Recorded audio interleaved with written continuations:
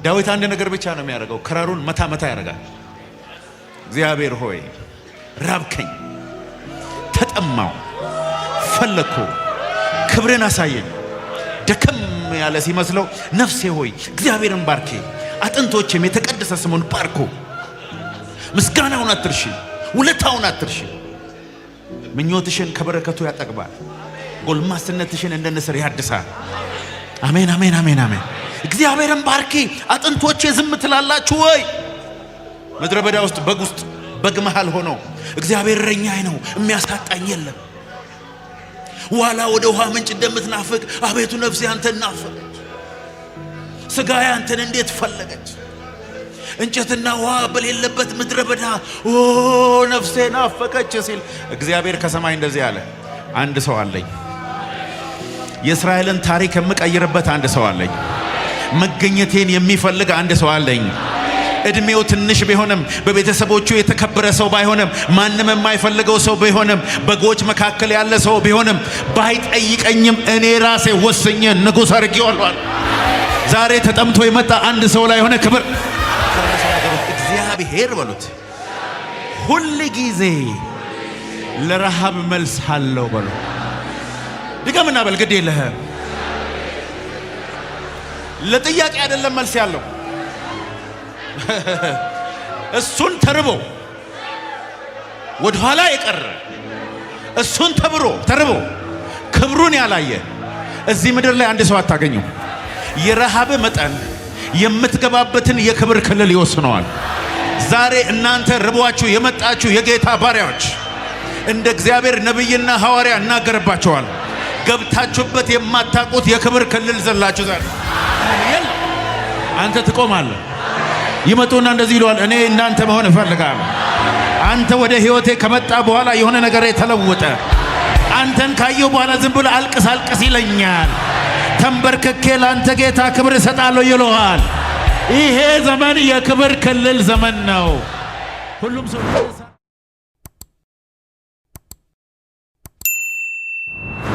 መዝሙር 27 ቁጥር 4 ላይ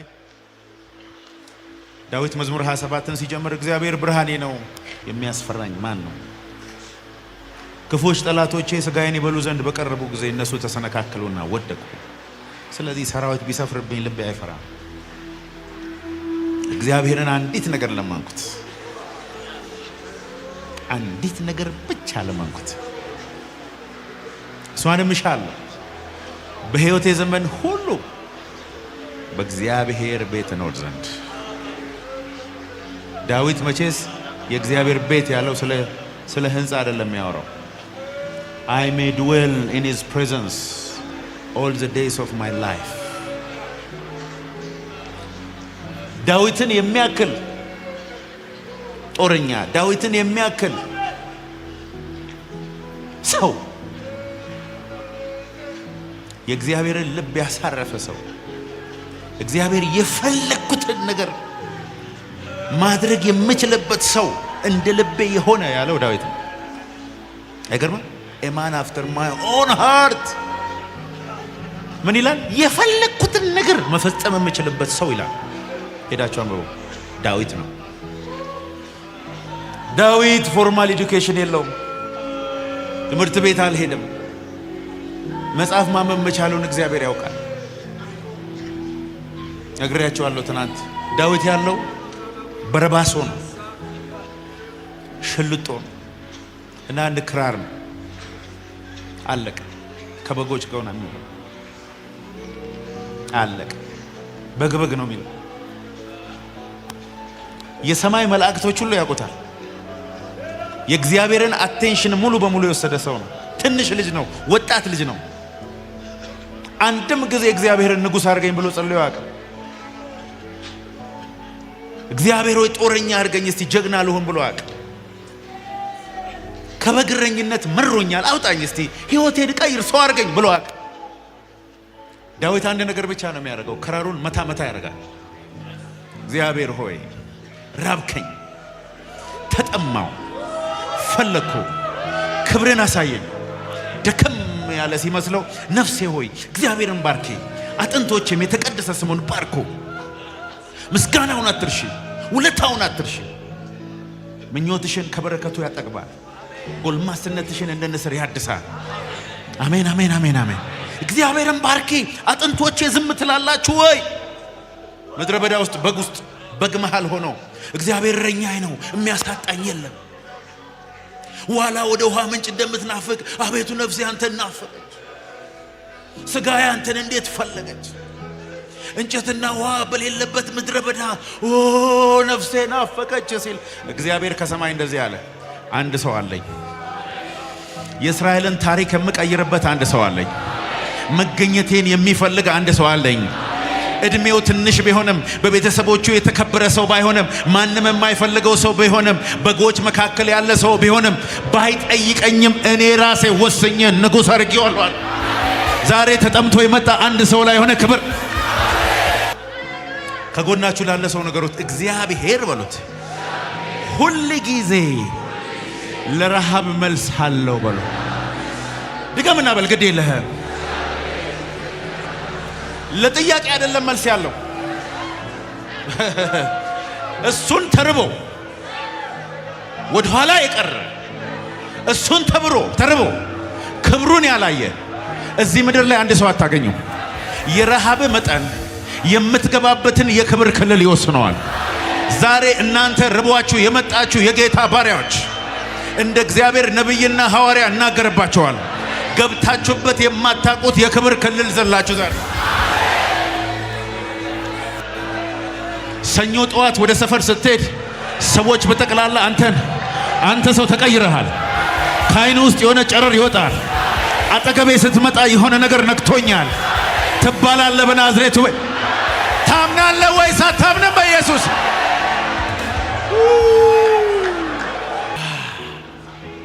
እግዚአብሔርን ይዘህ ስትንቀሳቀስ ክብሩን ይዘህ ስትወጣና ስትገባ አውቶማቲካሊ አንተ ሄድነ ባይ ዲፎልት በቃ ሰማይ ላይ ነህ። አሜን። በሲኦል ያሉ አጋንንቶች ሁሉ ስላንተ ያውቃሉ። በሰማይ ያሉ መላእክቶች ሁሉ ስላንተ ያውቃሉ። ማን ብሎ መሰለ የሚያውቁ? ይሄ የእግዚአብሔርን ክብር የተሸከመ ሰው። ወንድሞች በህብረት ቢሆኑ መልካም ነው በሉ። ወንድሞች በህብረት ቢሆኑ መልካም ነው፣ እነሆ ያማረ ነው። እግዚአብሔር በረከቱን ለዘላለም በዛ አዟል ይላል። ከዛ ከራሱ እስከ ጢሙ እስከ ልብሱ መደረቢያ እንደሚፈስ ሽቶ ነው ይላል። ካህን ወደ መቅደስ ገብቶ ለእግዚአብሔር ሲያጥን መጀመሪያ ጸጉሩ ላይ ነው በሽቶ የተቀመመ ዘይት ስቲገመቱ ብስብስ ነው ይላል። አሸዋ ላይ ኮቴው ራሱ ዘይት በቃ ፎጭ ይላል። የሆነ ሰው እንደዚህ ነው ከዚህ የሚወጣ ብሎኛል። አሴር እግሮቹን በዘይት ያጠልቃል። ሰዎች እግዚአብሔርን ካንተ ላይ ያሸታሉ። ኢየሱስ ያሳየንን ልንገራችሁ። ሰውየው መጣና ጣሊያናዊ ነው። ባሪያዬ ታሟል፣ እባክህ ጌታ ሆይ ሲለው በቃ መጥቼ ልጸልይለት እጄን ጭኜ ሲለው ሰውየው አይ እኔ በስልጣን አውቃለሁ፣ ቃል ውስጥ ኃይል እንዳለ ቃል ብቻ ተናገር ባላይ። ኢየሱስ ቃል አላወጣም፣ እምነት ታላቅ ብቻ ነው። በዛች ሰከንድ ላይ ሰውየው ተነስቷል። ልጇ አይሞተባት መበለት መታ ደግሞ ቃሬዛውን ነክቶ አስነሳው። አይነ ስውሩን ጭቃ ቀብቶም ፈወሰው። 2 ዓሣ 5 እንጀራ አባስቶ አበላቸው። ገሊላ ማታ እጅ እየጫነ አጋንንቶችን አስወጣ። ከዛ ኢየሱስ ይሄ ብቻ መሰላቸው አለና 3 ሰዎች ፈልጋለሁ ዛሬ። 3 ሰዎች ጴጥሮስ፣ ያዕቆብ፣ ዮሐንስ። ስምህን ጥራ እባክህ ዝም ብለህ። ጴጥሮስ፣ ያዕቆብ፣ ዮሐንስ። ማን ነው 3ቱ ሰው? ማን ነው? ስምህን ጥራ። ሰማይ ይስማው ስምህን እስቲ። እናንተ አላቸው ከዚህ በኋላ ሽባ በመተርተር ዕውር በማብራት ውሃ ላይ በመራመድ የምታውቁትን ዕውቀት ከዚህ በኋላ ቀይረዋለሁ አለ። እናንተን ወደ ተራራ ነው ይዣችሁ መሄዳው። ይሄኛው ተራራ ለየት ያለ ተራራ ነው አላቸው። ማንም ሰው ከኔ ጋር ወጥቶ አያውቅም አላቸው። እስከ ዛሬ እዛ ብቻዬን ነበር ማሳልፈው አላቸው። አሁን ግን ማንም ያላየውን ለእናንተ አሳያቸዋለሁ አላቸው። ዛሬ አንቺ አንተ ወደ ተራራ ትወጣለህ። ተጋብዤ የሄድኩባቸው ሀገሮች ሁሉ መጀመሪያ መድረክ ላይ እስከምወጣ ድረስ የሚሰጡኝ ክብርና ከመድረክ ላይ ስወርድ የሚሰጡኝ ክብር አንድ አይነት አይደለም።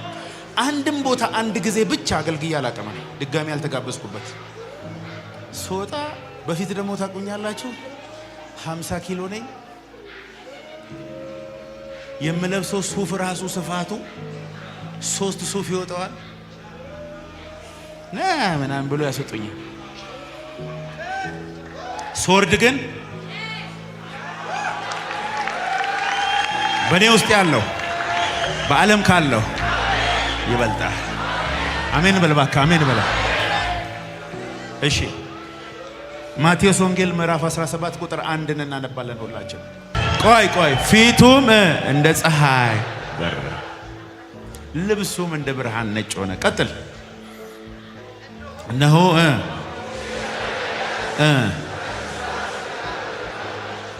እሺ ቀጥል። ሌላ ጴጥሮስም መልሶ ጌታ ሆይ በሉ እስቲ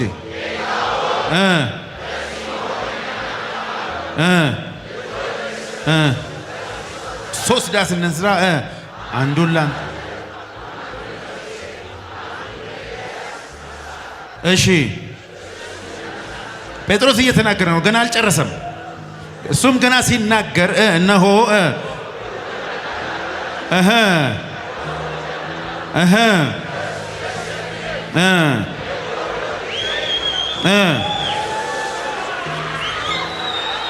ኧረ አሜን አሜን አሜን። እስቲ አሜን በሉ። ኢየሱስ ወደ ግሎሪፊኬሽን ተራራ ይዟቸው ወጣ። በፊታቸው ተለወጠ። ኢየሱስን አያውቁትም። አብሮ 3 ዓመት ኖሮ አያውቁትም። ለካ ኢየሱስ አውቀው የምትጨርሰው አምላክ አይደለም። አሁን ተራራ ላይ ያለውን ብቻ እኮ አይደለም እሱ፣ ገና ሌላም የሚገለጥ አለው። ሰው አለ ፊቱ እንደ ፀሐይ በራ። እስቲ ፊቱ እንደ ፀሐይ በራ። እግዚአብሔር ያሳያችሁ የሰው ፊት የፀሐይ ብርሃን ያህል ሲያበራ። ከዛ በኋላ ሰማይን እንደዚህ መጋረጃውን ከፈተና ኤልያስና ሙሴን አሳያቸው። ግን ይሄ ኤልያስ ይባላል ይሄ ሙሴ ይባላል ግን አላላቸው። ክብሩ ስትሆን ዕውቀት ይገባባል። ምንም ማስረዳት አያስፈልግም። እሱ ኤልያስ ነው፣ እሱ ሙሴ ነው ምናምን። ሙሴ ማለት ሕግ ነው። እስቲ ሕግ በሉ። ኤልያስ ማለት ደግሞ ነቢያትን ነው የሚወክለው። ሁለቱ አንድ ላይ ብሉይ ኪዳን ናቸው ማለት ነው። እና ጴጥሮስ ምን ፈለገ መሰላችሁ? ልክ አሁን ኢትዮጵያ ውስጥ እንዳለው ቸርች ለሙሴም ለኤልያስም ለኢየሱስም አንዳንድ ዳስ ሰርቶ ብልጥ ነው እሱ። ደመና ውስጥ እዛው ሚስት ሲባል ኧረ የራሷ ጉዳይ፣ ልጆችስ ኧረ ጉዳያቸው አለ ጴጥሮስ። ጴጥሮስ እኮ እንደ ሚስቱ የሚወደው ሰው የለም።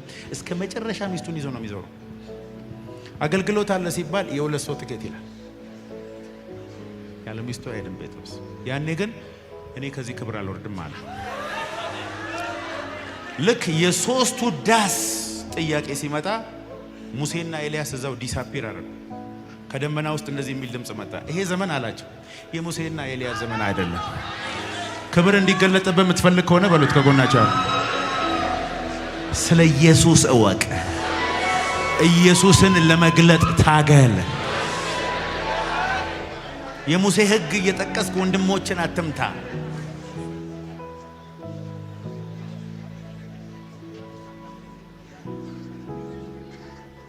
ደመና መጥቶ በመካከላቸው እንደዚህ ገባ። ዛሬ የሚሆነውን ልንገራቸው። እግዚአብሔር መሰከሬ ነው። የሆነ ሰው እርግጠኛ 100% እርግጠኛ ደመናውን እንደ ልብስ ለብሶ ነው ከዚህ ነው።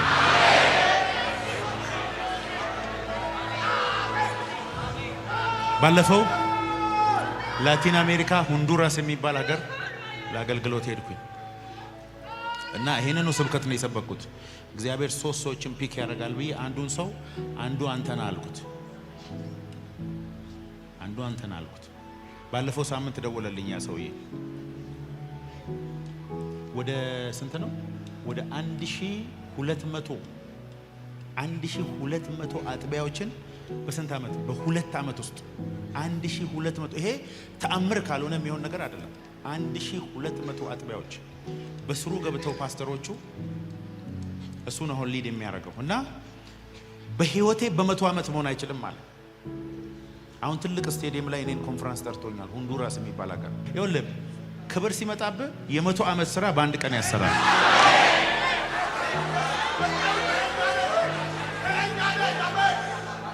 ኢትዮጵያ ውስጥ እስከ ዛሬ ተገልጦ የማይታወቅ ነገር የምትገልጡ እዚህ ውስጥ አላችሁ። ሁለተኛ ቆሮንቶስ 3:18 ይሄን ቃል ሁሌ ነው የምሰብከው። በደንብ አድርጋችሁ ተረዱትና አንብቡ ባካችሁ። እሺ ከፍ ባለ ድምጽ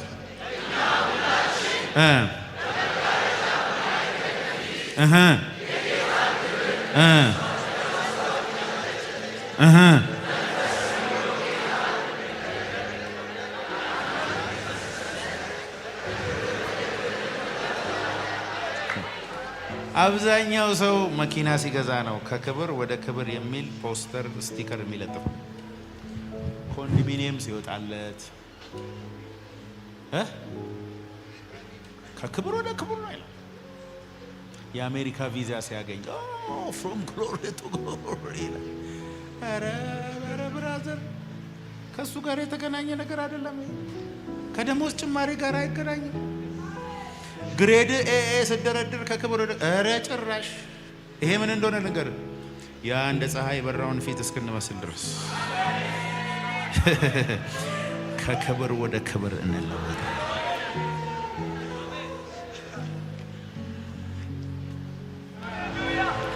ጌታ ሆይ መናፍስትን በመለየት ቅባት የሆነን ሰው አሁን እንድትቀባ ጸልያለሁ።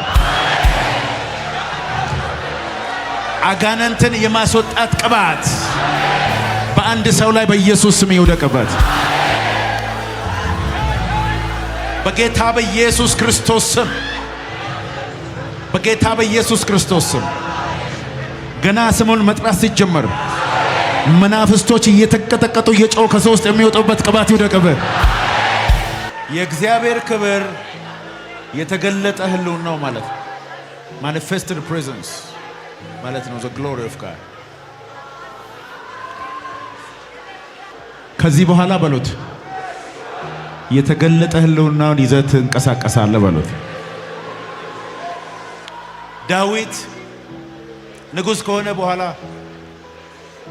ጦርነቱን ሁሉ ካሸነፈ በኋላ 12ቱን የእስራኤል ነገድ ዩኒፋይ ካረገ በኋላ መጋዘኑ በወርቅ ከተሞላ በኋላ በወይን በሮማን በተጠፈጠፈ ዘቢብ በሚፈልገው ነገር ሁሉ ከተሟላለት በኋላ ዙፋኑ ላይ ቁጭ ብሎ መርካት አቃተ። እኔ እግዚአብሔር ሆይ ይሄንን አይደለም እፈልገዋል፣ የምፈልገው መገኘትህን ነው። እኔ የምፈልገው ታቦቱን ነው። እባካችሁ ታቦቱ የት ነው ብሎ ሲያስጠይቅ አንድ ፍልስጤማዊ ቤት አቧራ ጠጥቶ ቁጭ ብሏል። አስመጡልኝ ቶሎ አለ።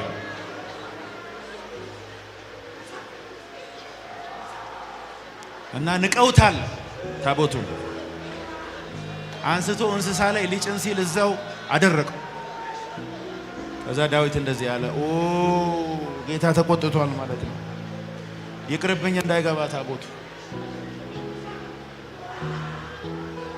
አዲባራ ገሉ ሰደዋል። ቢገለኝ ይግደለኝ ነው ያወስደዋል አለ።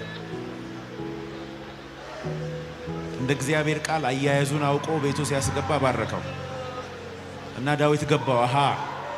ያንን ገሎ ይሄንን የባረከው የሆነ ሚስጥር መኖር አለበት ብሎ ካህናቶቹን ጠርቶ እንዴት እንደሚያዝ አያያዙን ካጠና በኋላ 4000 ነቢያት ሙዚቃ መሳሪያ የያዙ ሰዎችን አዘጋጅቶ ድንኳን ሰርቶ ወደ ኢየሩሳሌም አስገባው። ሲያስገባ ግን ልብሱን አውልቆ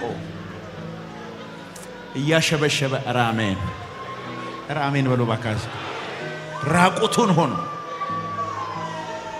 የእስራኤል ንጉሥ እኔ ሳልሆን ታቦቱ ነዋል፣ መገኘቱ ነዋል። አሜን በል በጌታ በኢየሱስ ወደ ሙሴ ድንኳን ነው ማስገባት ያለበት። ካህናቱ ያሉት እዛ ናቸው። ስርዓቱ ያለበት እዛ ነው። እዛ ውስጥ መግባት ያለበት ደግሞ አይሁድ ብቻ ነው። ዳዊት ግን ከገደለ ይግደለኝ፣ ሌላ ድንኳን እሰራለሁ አለ።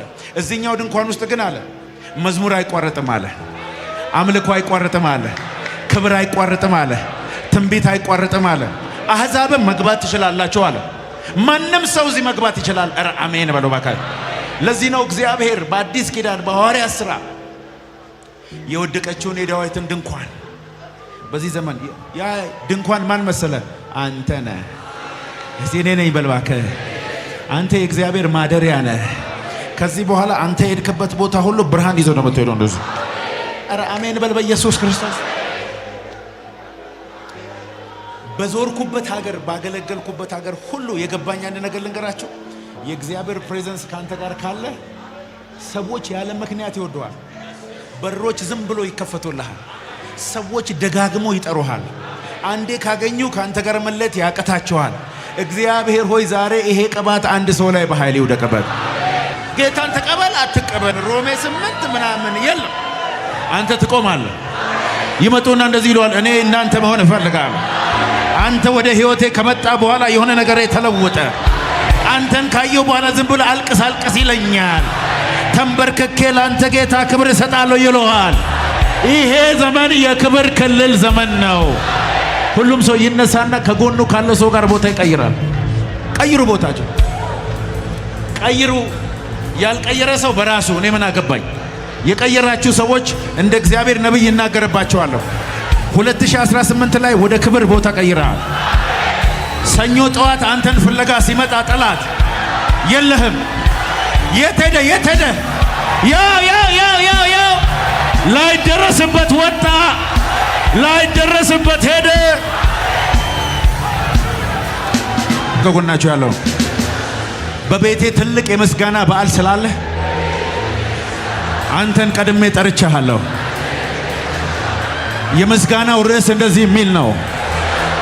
እግዚአብሔር ታላቅ ነገር አደረገለት። እግዚአብሔር ባረካው። እግዚአብሔር በሮችን ከፈተለት። የመከራውን ዘመን ሁሉ አስረሳው።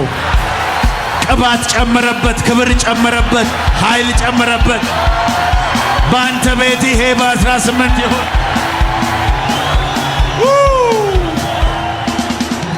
አሜን። ቁጭ በሉ። ኢየሱስ ጌታ ነው።